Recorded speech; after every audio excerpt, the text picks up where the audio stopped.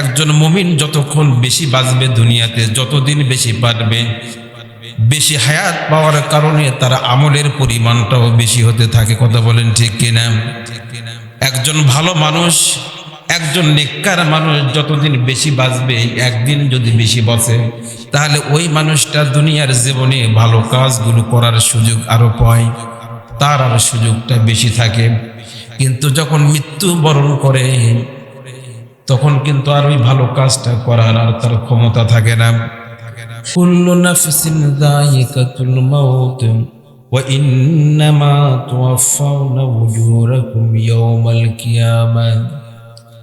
দুনিয়ার মানুষেরা, তোমাদের যাদের জীবন রয়েছে, জীবন জিনিসটা যাদের জীবনে জীবন নামক শব্দটা আছে, সাথে সাথে তাদের মৃত্যু নামক শব্দটা আমি জুড়ে দিয়েছি।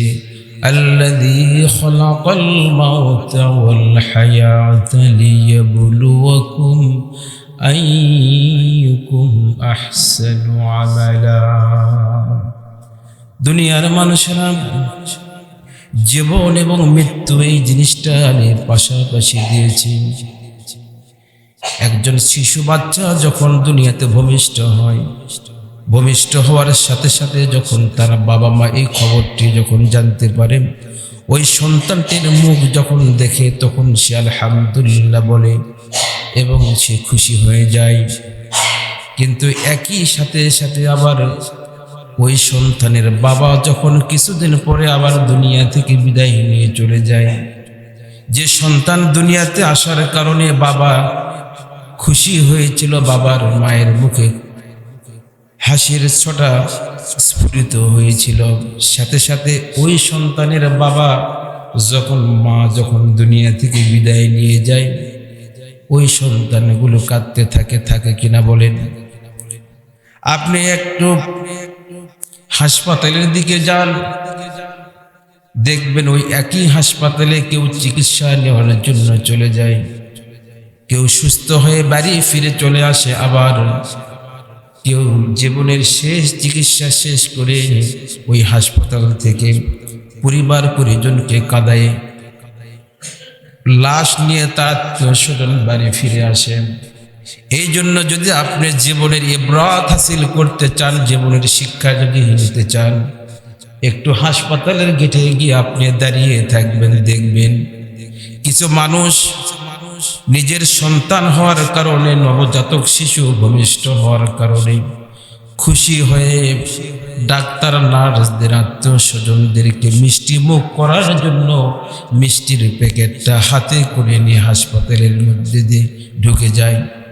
আবার কিছুক্ষণ পরে একই রাস্তা দিয়ে কেউ আবার তার আত্মীয়স্বজন বাবা মার লাশগুলোকে বহন করে করে চোখের পানি মুছতে মুছতে হাসপাতাল থেকে বেরিয়ে আসে। কথা বলেন ঠিক কিনা? আল্লাযী খালাকাল মাউতা ওয়াল হায়াতা লিয়াবলুয়াকুম আইয়ুকুম আহসানু আমালা। আমি জীবন দেই, আবার আমি মৃত্যু ঘটাই, এই জিনিসটা আমি কেন করি? দুনিয়ার মানুষদেরকে আল্লাহ রাব্বুল আলামিন উপদেশ দিয়ে বলতেছেন, দুনিয়ার মানুষেরা, তোমরা সামান্য জীবনে, হায়াতের জীবনের মধ্যে ভালো কাজগুলো কি করো? তোমার কর্মগুলো কেমন হয়? তোমার মুভমেন্ট, তোমার চলাফেরা, মুআমালাত, মুআশারাতগুলো ইসলামের পক্ষে হয় না বিপক্ষে হয়?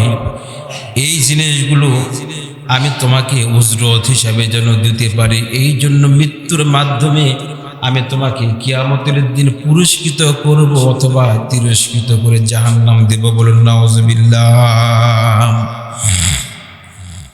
এই মৃত্যু এমন একটা জিনিস, এই মৃত্যুকে আপনি এড়াইবার কোনো ক্ষমতা নেই। আবার এই দুনিয়ার জীবনে আপনি যতক্ষণ হায়াত নিয়ে দুনিয়ার জীবনে আপনি অবস্থান করবেন, আপনি ইচ্ছা করলেও একটুখানি সময় আপনি বাড়িয়ে নিতে পারবেন না, আবার একটু কোনো ক্রমে আপনি নির্দিষ্ট আজালের পূর্বে দুনিয়া থেকে যাবেন না। তবে আল্লাহর নবী বলেছেন, মুসলিম শরীফের হাদিস, দুনিয়ার মানুষেরা, হে আমার উম্মতেরা, তোমরা কখনো তোমাদের মৃত্যু আসার আগে কখনো নিজের জন্য মৃত্যু কামনা করবে না। তোমরা কষ্টে থাকবে, দুশ্চিন্তা অভাবে বিভিন্ন কারণে তোমরা ফ্রাস্ট্রেশনে ভুগবে, অস্থিরতা দুশ্চিন্তা তোমাদের উপরে এমন চেপে বসবে, তোমরা মনে করবে বোধহয় মৃত্যু হলে বোধহয় আমি বেঁচে যাই। কিন্তু আসলে মৃত্যুর মাধ্যমে তুমি বাঁচবে না, বরং মৃত্যুর মাধ্যমে বড় আরো কঠিন বাস্তবতার মুখোমুখি তোমাকে হতে হবে। কোন মুমিন যেন তার জীবিত অবস্থায় সে যেন মৃত্যু কামনা না করে, কারণ একজন মুমিন যতক্ষণ বেশি বাঁচবে দুনিয়াতে, যতদিন বেশি পারবে, বেশি হায়াত পাওয়ার কারণে তার আমলের পরিমাণটাও বেশি হতে থাকে। কথা বলেন ঠিক কিনা? একজন ভালো মানুষ, একজন নেককার মানুষ যতদিন বেশি বাঁচবে, একদিন যদি বেশি বাঁচে, তাহলে ওই মানুষটা দুনিয়ার জীবনে ভালো কাজগুলো করার সুযোগ আরো পায়, তার আর সুযোগটা বেশি থাকে।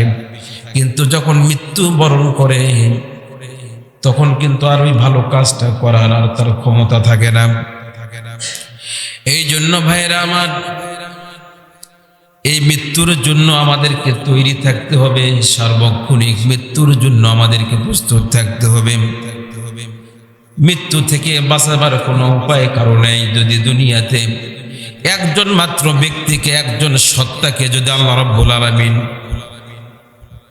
কিয়ামত পর্যন্ত বাঁচার অনুমতি দিতেন, তিনি ছিলেন আমাদের বিশ্বনবী জনাবে মুহাম্মদুর রাসূলুল্লাহ সাল্লাল্লাহু আলাইহি ওয়াসাল্লাম।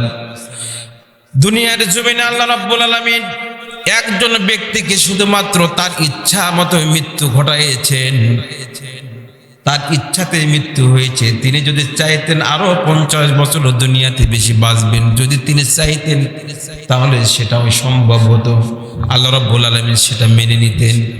কিন্তু আল্লাহ রাসূল কখনো আল্লাহ রাব্বুল আলামিনের দিদার নিতে দেরি করার পছন্দ করেন নাই। এই জন্য যেই সময়ে মালাকুল মউত তার কাছে এসেছিল, মালাকুল মউত তার কাছে ইন্তজার করেছিল, অনুমতি চেয়েছিল, ইস্তেজান চেয়েছিল মৃত্যুটা দেরি করবে কিনা। কিন্তু আল্লাহ রাসূল বলেছিলেন যে আল্লাহ আমার সাক্ষাৎ, ওই রফিকে আলার সাথে আমি সাক্ষাৎ করতে দেরি করতে চাই না। বলুন সুবহানাল্লাহ।